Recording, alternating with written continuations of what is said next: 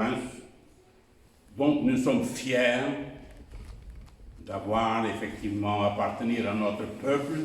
Édouard est né au Portugal, mais il était plus que portugais. Il était un homme avec une véritable dimension universelle. Je voudrais remercier Sylviane Sambor d'avoir convaincu Édouard d'écrire ce texte sur Montaigne et saluer Pierre qui l'a accompagné dans cette aventure, parce que dans ces aventures culturelles, c'est toujours une dimension personnelle et collective. Je suis depuis plus de 50 ans un ami d'Édouard.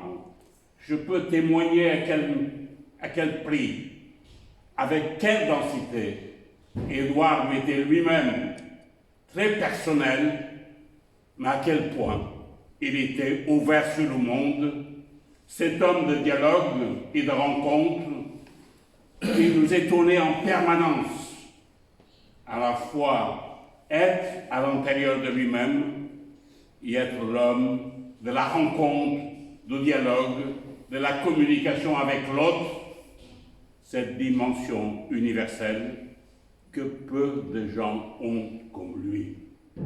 Nous pouvons, en tant que Portugais, Français et Européens, d'être fiers d'avoir produit un homme de cette envergure. Édouard avait des liens très forts avec Bordeaux.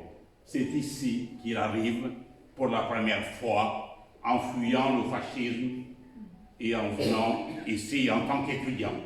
C'est à Bordeaux qu'il connaît sa femme, qui va être quelqu'un d'important dans sa vie. C'est ici également qu'il va connaître Sylviane, que pendant 11 ans, au niveau des carrefours de littérature, et pendant une éternité, va accompagner Édouard. Je peux témoigner de l'affection, de l'amitié et de la tendresse qu'Édouard avait pour toi, Sylviane, et pour ton compagnon. J'ai partagé des moments intimes avec Édouard et je suis fier, une partie de moi-même, je le dois à Édouard.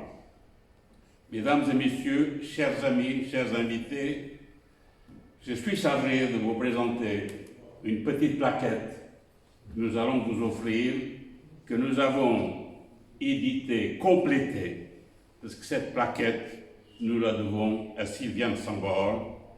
Cette plaquette sur notre ami Édouard Lawrence a été initiée par Sylviane, dans lequel il y a un certain nombre de textes de référence avec les grandes personnalités françaises et portugaises, dont notre actuel président de la République portugaise. Cette plaquette a été conçue et éditée par les éditions Escampette, par le Comité national français en hommage à Aristide Saugemans et les éditions 14. Elle comporte 14 textes sur Édouard Lawrence.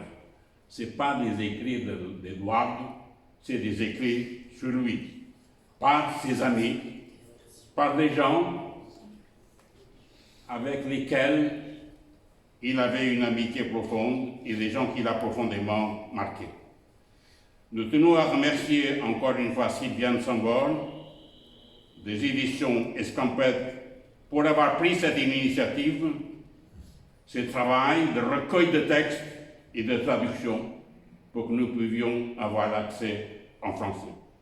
Ces différents textes sont des témoignages d'admiration, sont des témoignages d'affection que nous avons tous voulu témoigner envers ce cher monsieur Édouard Lawrence, cet homme magnifique et unique au Portugal, en France et en Europe.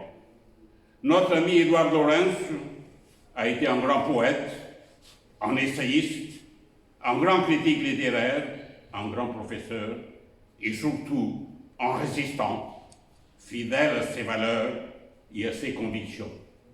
Édouard n'était pas un homme de compromis.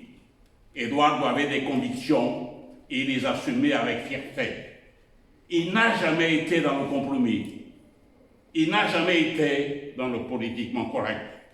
Je peux en témoigner.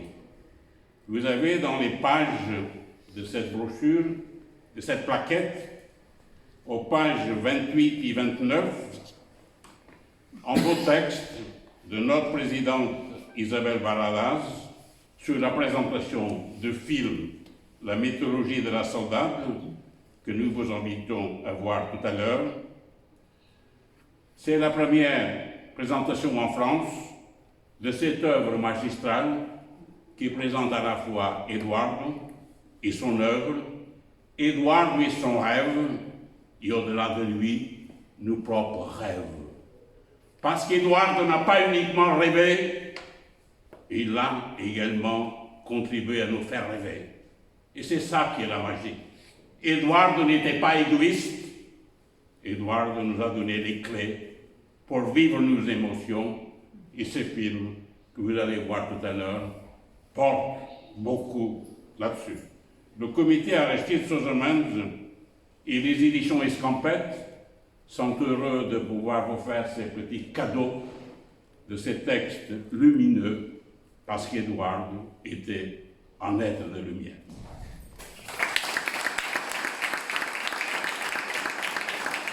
Nous allons vous inviter à aller un peu plus loin, prendre le verre de l'amitié et assister à une petite représentation.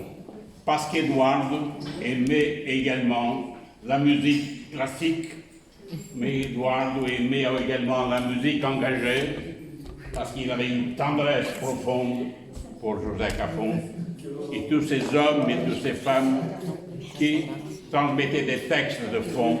Édouard aimait la culture.